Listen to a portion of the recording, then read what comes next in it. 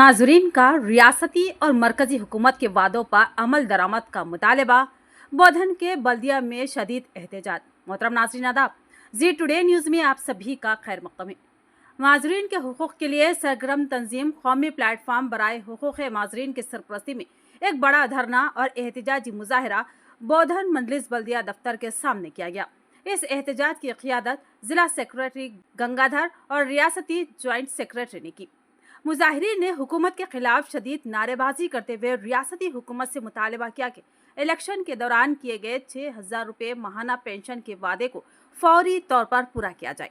इसके साथ मुजाहिरीन ने मरकजी हुकूमत से भी अपील की कि माजरीन के पेंशन को 300 से बढ़ाकर 3,000 रुपये करने के वादे पर अमल दरामद किया जाए। एहतजाजी मुजाहिरीन ने मुतालबा किया कि माजरीन को माहाना राशन में 35 किलो चावल की फराहमी को बहाल किया जाए और सरकारी मुलाजिमतों में 5% रिजर्वेशन दिया जाए।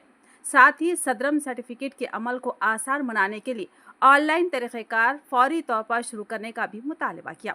इस मुजाहरे के दौरान तंजीम के नुमाइंदों ने बोधन बल्दिया पहुँचकर बल्दिया कमिश्नर को एक तहरीरी याददाश्त भी पेश की, जिसमें माजरीन के मसाइल को फौरी हल करने की दरख्वास्त की गई।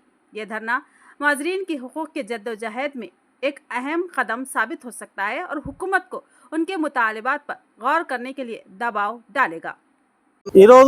एनपीआरडी विकलांगुల హక్కుల జాతీయ వేదిక రాష్ట్ర కమిటీ పిలుపు మేరకు నిజామాబాద్ జిల్లా కమిటీ ఆధ్వర్యంలో బోధన్ పట్టణంలో ఉన్నటువంటి మున్సిపాలిటీ ఆఫీస్ ముందు ఉదయం నుంచి మధ్యాహ్నం వరకు ధర్నా చేసి మేనేజర్ గారికి వినతి పత్రం ఇచ్చినాం।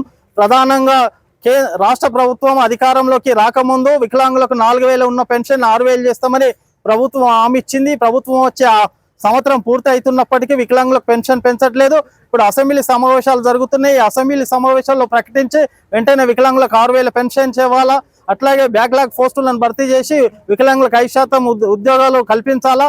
దీంతో పాటు ప్రతి వికలాంగుడికి అంత్యోదయ కార్డు ద్వారా 35 కిలోల బియ్యాన్ని ఇవ్వాలా, ఇంటి స్థలాన్ని ఇవ్వాలా, అట్లాగే ఇల్లు కట్టుకోవడానికి 5 లక్షల ఇందిరమ్మ లోన్ ఇవ్వాలా। దీంతో పాటు వృద్ధులకు, వితంతులకు, వికలాంగ బీడీ కార్మికులకు కూడా 2,000 నుంచి 4,000 పెన్షన్ పెంచాలా, తదితర సమస్యలన్నీ పరిష్కారం చేయాలని కేంద్ర రాష్ట్ర ప్రభుత్వాన్ని మేము విజ్ఞప్తి చేస్తున్నాం।